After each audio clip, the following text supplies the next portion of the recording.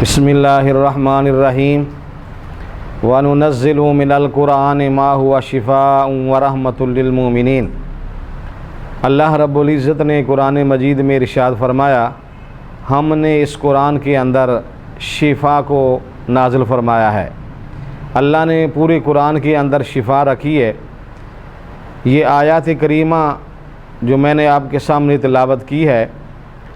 یہ اس لیے کر رہا ہوں کہ اس دور کے اندر، موجودہ دور میں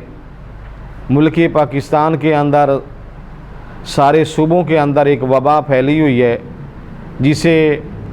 ڈینگی کے نام سے لوگ یاد کرتے ہیں، اور یہ ایسی وبا ہے، بہت ساری اموات بھی اس کی وجہ سے ہو چکی ہیں۔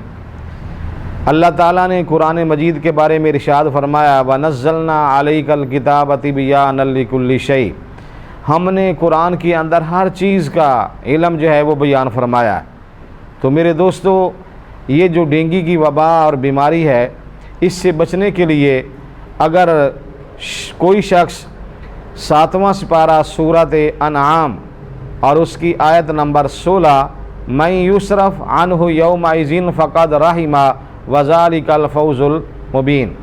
جو شخص اس کی تلاوت کرے اور اول آخر درود پاک اللہ کے محبوب پر اور آل نبی کے اوپر 5 مرتبہ درود پڑھے، اور درمیان میں طاق عدد کی صورت میں اس آیات کریمہ کی تلاوت وہ کرے، چاہے 3 مرتبہ، چاہے 5 مرتبہ، 7 مرتبہ، 9 مرتبہ، اس آیت کو پڑھ کر اول آخر درود پاک پڑھ کر ڈینگی والے مریض کے اوپر اگر دم کیا جائے تو اللہ رب العزت اس آیات کریمہ کی برکت سے اسے شفا عطا فرمائے گا۔ کیونکہ اگر قرآن کی اس آیت کے اوپر آپ غور کریں، اس کے ترجمے کے اوپر آپ غور کریں، تو اللہ تعالیٰ نے ارشاد فرمایا، مَن یُصْرَفْ عَنْهُ یَوْمَئِذٍ فَقَدْ رَحِمَ، جس دن اللہ اپنے بندوں سے ان کے عذاب کو دور فرمائے گا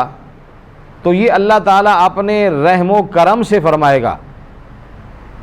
انسان اپنے اعمال کی وجہ سے نہیں، اللہ تعالیٰ کے فضل و کرم سے اللہ تعالیٰ اس کو عذاب سے محفوظ فرمائے گا۔ تو یہ بھی ایک تکلیف اور عذاب کی صورت ہے۔ اگر مسلمان سچے دل سے اس آیات کریمہ کی تلاوت کرے اور پڑھ کر اپنے اوپر دم کرے یا دوسرے مریض کے اوپر دم کرے، اللہ رب العزت اس آیات کی برکت سے اللہ اس مریض کو شفا عطا فرمائے گا۔